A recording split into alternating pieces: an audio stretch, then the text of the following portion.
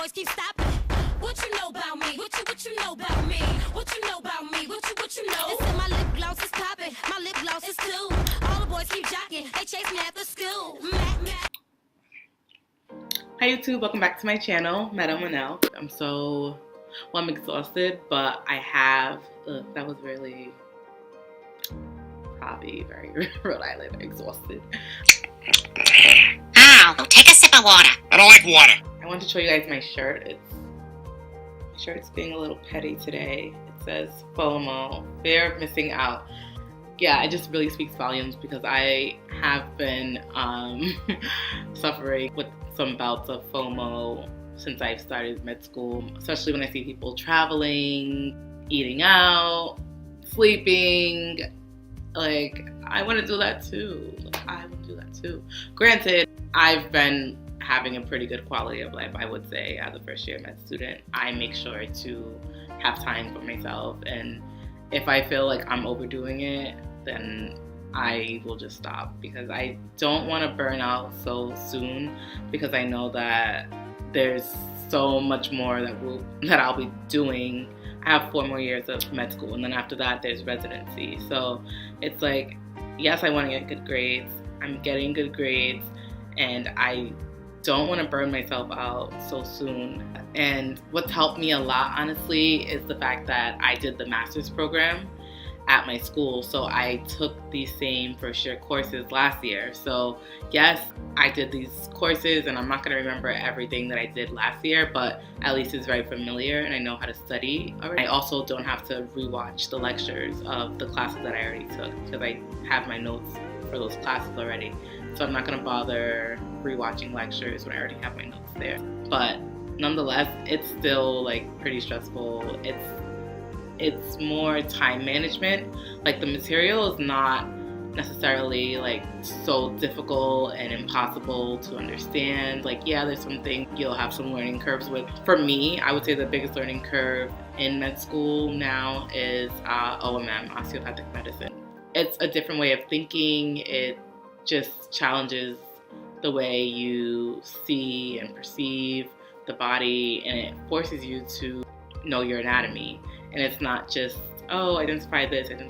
It's more of, identify this, and then let me know why this muscle or this bone structure is the way it is, and how it would affect this organ, for example. It goes much deeper than just knowing your anatomy. Yeah, I'm just like, I know I'm so tired. I had to stay up pretty late. Like, I barely slept yesterday because I had to study for the exam today. So I basically studied for like 10 hours for this exam. But it turned out fine. I'm beat, but I have to do what I have to do. I just concluded my 2nd week of finals, and I just feel so like there's just like this weight that has been lifted off of me. Today was my OMM written exam, and that covered the lumbar vertebrae and clinical pathologies, and how you would treat it, how a patient would present if they had certain problems in the vertebrae.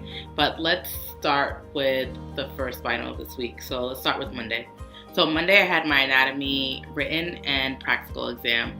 The 3rd practical was the pelvic region and the perineum, as well as the abdomen. So it was all the organs, the liver. The written exam included things about hemorrhoids, anastomoses, and the different blood supply to all the organs in the abdomen, and what would happen if there was an incision there, what organ would be affected, and what artery would be affected there. So you really had to know your positional anatomy for that exam. It was a little harder than I thought it would be, but I did pretty well. And then we had the anatomy practical. That was pretty easy for me. I prepared a lot for that one. I'll also be doing a video and showing you how I prepared for anatomy practicals. Wednesday was my histology final, and I actually tried a new study technique for the histology exam. because this week I had 5 exams in total, and I knew I wouldn't have enough time to study how I usually study. And how I usually study is after histology, it was time for our OMM practical. And our OMM practical was focusing on the lumbar vertebrae.